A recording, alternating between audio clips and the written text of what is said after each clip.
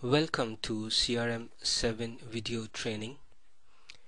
In this training we are going to talk you through how to do basic customizing in CRM 7 and also discuss how CRM 7 may be put to productive use. This session is about giving you an overview of CRM 7.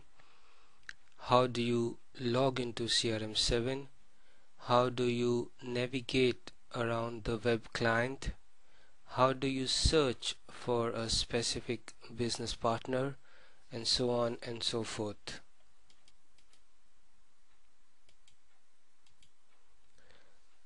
The usual copyright notice. Kindly do not make any unauthorized copies of this material. This gives you an overview of the whole course content. We will cover 12 topics in this course, starting with this one, which is about the CRM 7 overview.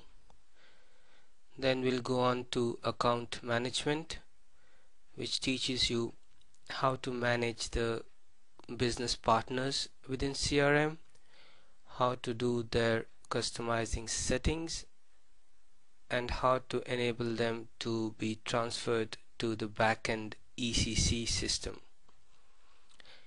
Then we'll talk about organizational management, which is kind of the core functionality of CRM and affects everything from transaction processing to backend replication to master data. After that, we'll talk about product master, which after customer master is probably the most important master data within CRM. We will talk about how to create set types and attributes, what are the different material types available to you in CRM, how to price a product, and so on. That will be followed by transaction processing, wherein we talk about different transactions like quotations, service contracts, sales orders, the different components of a transaction, the item categories, and so on.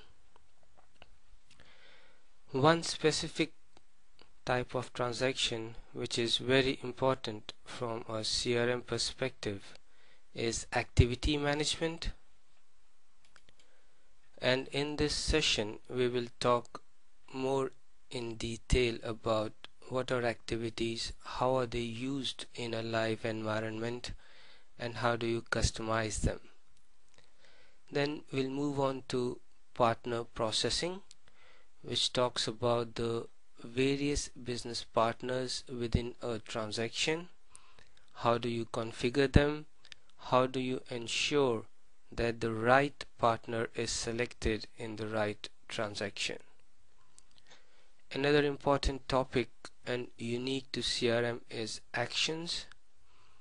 With the help of actions, you can automatically trigger, for example, an email to a customer, a printout, and you can even create another transaction in the background. An example being, if a customer's contract is coming to an end, the system can automatically trigger an action to remind them about the renewal. Then we move on to pricing and see how you get the right price for the right customer within a transaction. How do you calculate the taxes accurately, give the right discounts, and how you exchange condition types within the SAP landscape. So with mobile clients, for example, with the backend ECC system, etc. CRM billing will be covered after that. and CRM billing allows you to bill from within CRM rather than billing from SD in ECC, for example. So we'll see things like what is a billing unit, what customizing settings are required to enable CRM billing to happen. CRM middleware will be covered next. CRM middleware is essentially an out-of-the-box software component that comes with CRM and enables CRM to exchange master data and transaction data with the backend ECC system. It also allows CRM to talk to mobile clients and to third-party systems. And the last chapter will be taking a closer look at the web client UI. With CRM 7, the web client UI is become more functionally rich and important from a consulting viewpoint and from an end user viewpoint.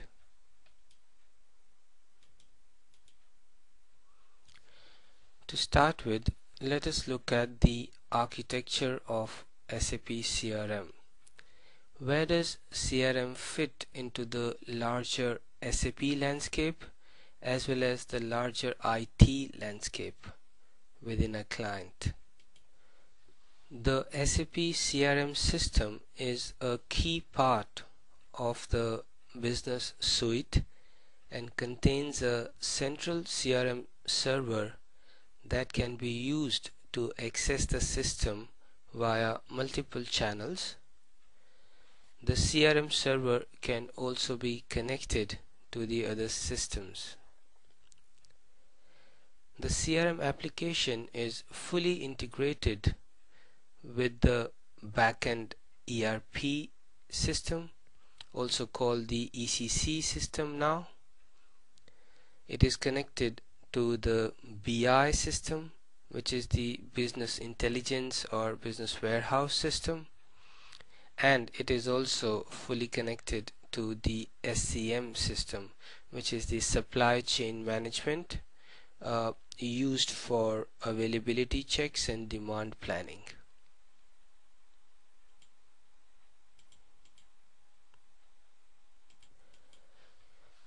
In a project, you will usually find the CRM system working alongside the BI and the SCM system. So let us take a closer look at these two systems. CRM middleware is the primary device for the data exchange between the CRM system and the connected ERP system.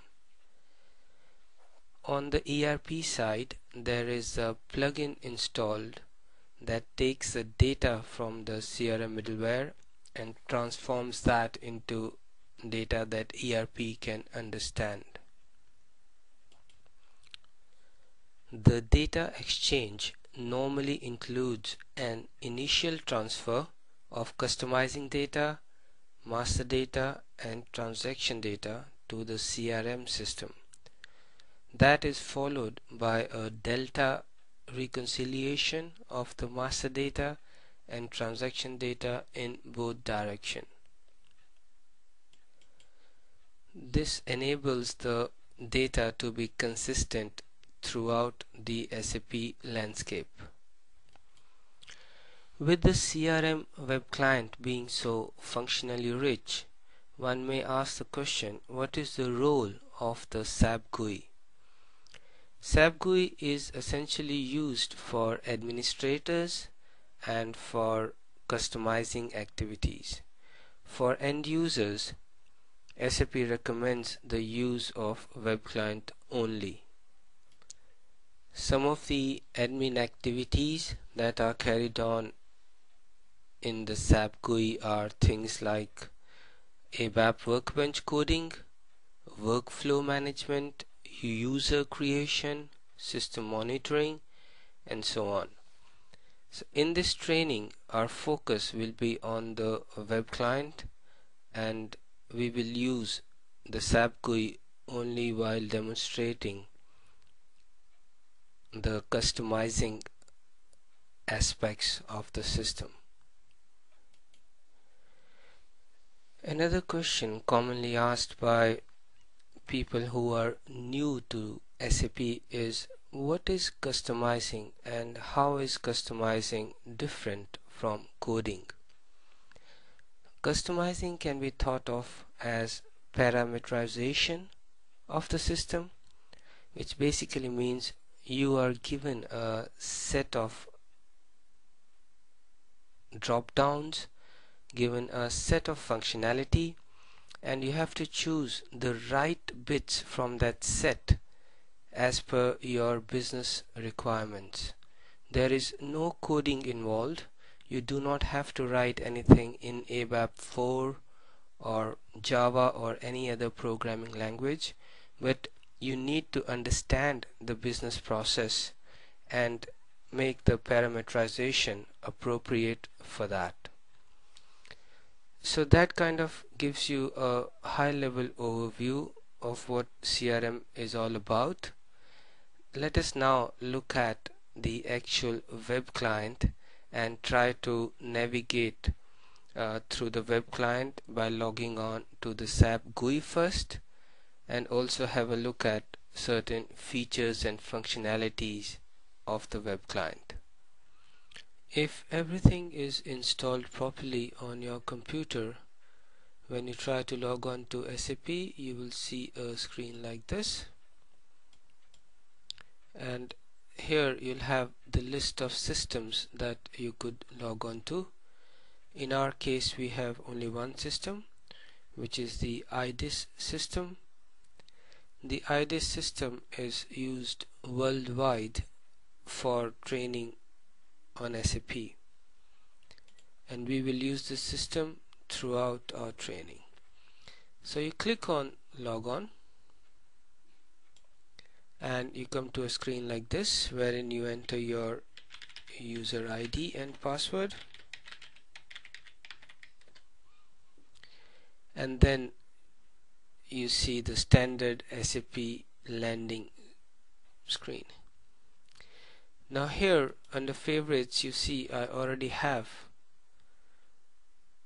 the web client, so I will just delete this now so that I can show you how to set up the web client as your favorite in the menu.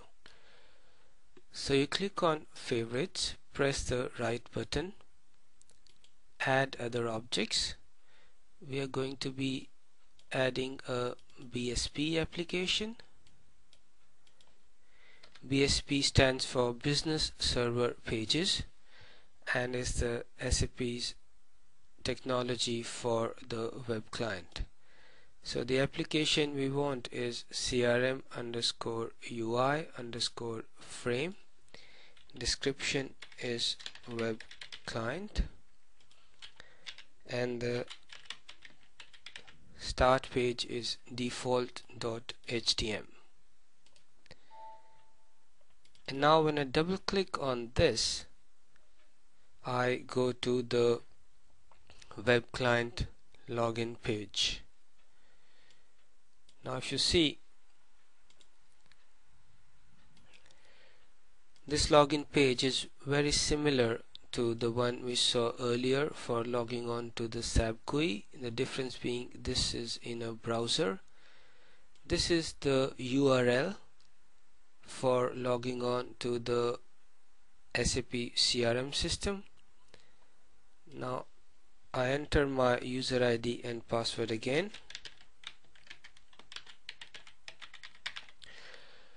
and press the logon button. I get this message saying I could have logged on directly using the client here. Now if you have the so-called SSO tickets on, SSO is the single sign-on ticket, then once you log on to the SAP GUI, you would no longer need to log in to the web client again by entering your user ID and password. You would get in straight away. So now I have saved the URL in my favorites. So when I click it, I get the same logon screen as we did when we launched it from the SAP GUI.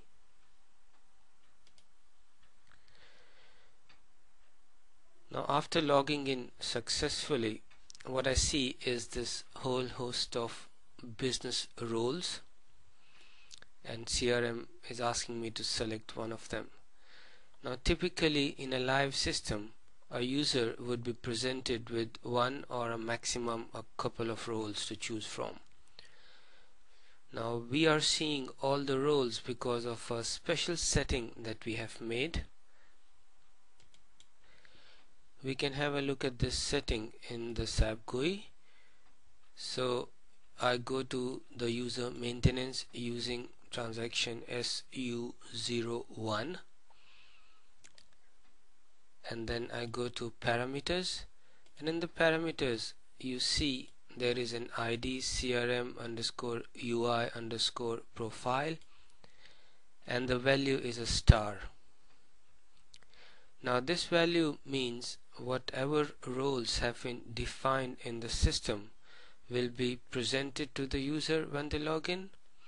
As an example, if I were to change this to say Service Pro, save it, and now if I try to log in to the web client again, I should not see any of these roles, but I should see only the Service Pro role. So let's give it a go. I'll try to refresh this.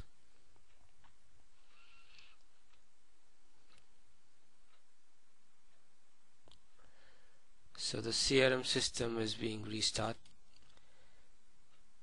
and I am directly into the main screen of the web client UI.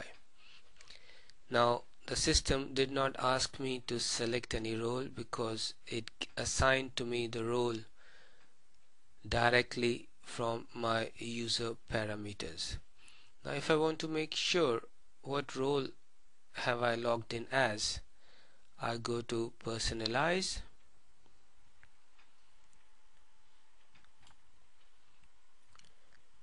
and then go to personalize my data, and this is where I see that I'm logged in as a service professional. Now for our purpose, we will need to access a couple of roles, so we will just reset our setting to what it was originally. So we're back again, and we get the message that we have logged this user because on the web client we are already doing some personalization settings. So we say OK, and now that message has not come because on the web client we are out of it. I replace it with a star, save, go back to the web client, and now if I refresh this again, I see a whole host of business roles. So I log in with the Sales Pro role, and this is the familiar landing page. This is an L-shaped structure. On the left hand side you see the navigation bar with its different links, and on the top you see various URLs linking you to Help Center, System News, Personalize, and so forth. So let's see now how we can adapt the web client UI to our requirements. So I click on Personalize like I did before, just to confirm the role I am in, which is Sales Professional.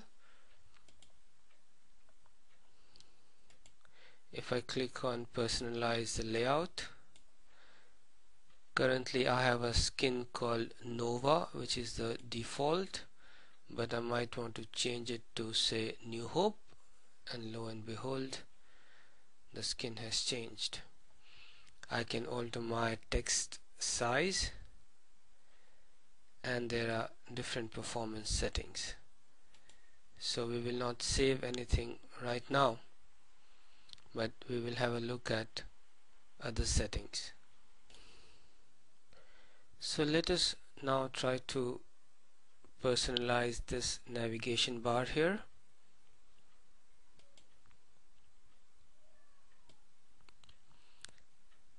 So if you see, the displayed links are appointment, interaction log, task, email, contact, and quotation, which is what you see here.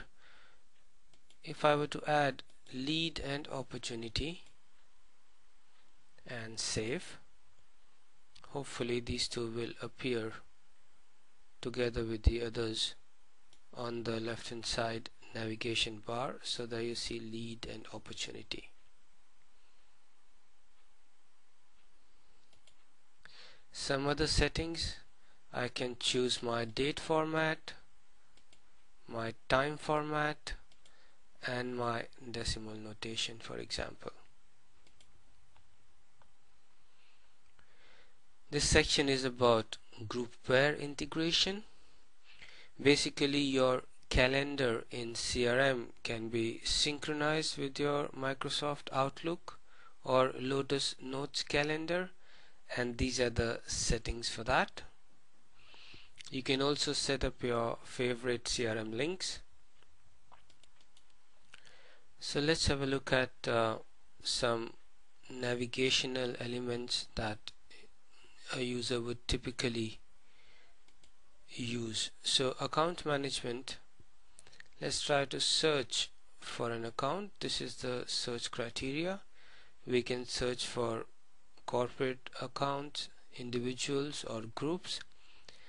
These are the three different kinds of business partners available in CRM, and we will learn more about these in the chapters on business partners.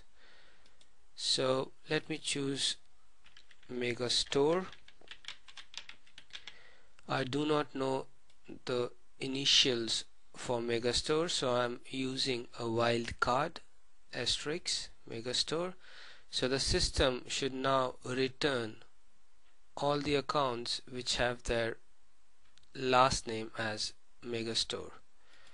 So I hit on the search and I get a list of 66 accounts.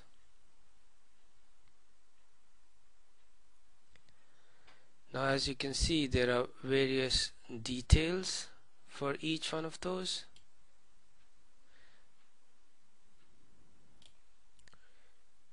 And if I want to see more fields without moving from this screen, I again can personalize. So say I do not wish to see the postal code. The postal code is here. I take it out. Instead of that, I might want to see the search term, for example. I move it to the displayed columns and I save, and here I get the search term and the other field is disappeared. So this is how you are able to personalize the screen and display the relevant information that you really need to carry on with your business process. Now I've clicked on the Excel button here. This essentially allows me to save this result list, these 66 accounts, into an Excel sheet for further manipulation or for sending it on to another part of the business. The chart button helps me do a quick analysis without having to use any external BW reports. So if I press on the chart button and I scroll down, I'll see the information displayed as a chart from the table. So let's select the street as a parameter, and I find that there are two streets that all the customers belong to, and here they are represented by a pie chart. If I want a bar chart instead, this is a bar chart. So this is a kind of a quick analysis that the system allows you to do as an end user. Now if I frequently use the same search over and over again, I could potentially save this search. So let me try to save this as Mega Store. I save, and I see that my save search has appeared here. So now if I clear this and I simply select Megastore and go, I get the same 66 accounts that I had earlier. So having seen these, let us take a quick look at some of the standard navigational links in the nav bar. This is my home page where I come to when I initially log in. This can of course be customized and personalized based on requirements. This typically shows you the activities for the day, so your appointments, tasks, any alerts, saved searches. Then you have the work list, which might contain another list of tasks related to workflows. So if I am the marketing manager, I might be required to approve any campaign over a certain budget limit, for example. Then I have the calendar. This is especially useful if the synchronization between your Outlook calendar and CRM activities is on, so you can see everything at one place. My work emails related to CRM. This requires specific settings, so we are not able to see it now. Then you have the account management, which we saw just now around searching for a Megastore customer and saving the search. Activities are something we will take a closer look in a subsequent chapter. Sales cycle, herein you can create rebates, campaigns, quotations, sales orders, all the transactions related to sales.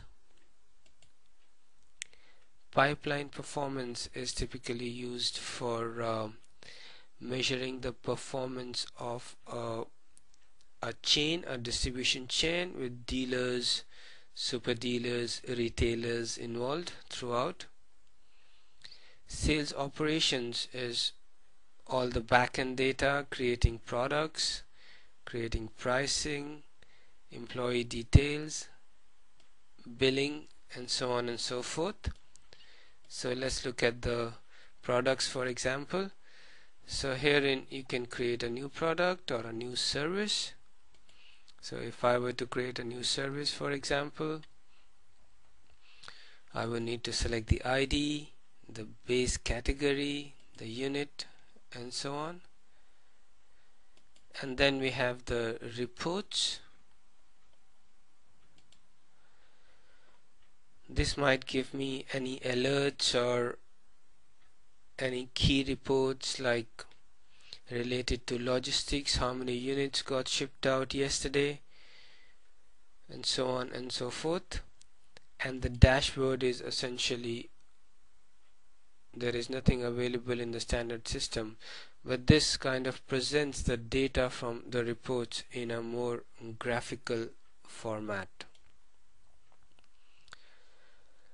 So that, I hope, gave you a good idea about how to log into CRM web client as well as the SAP GUI and the various settings you can make on the user interface for the CRM web client.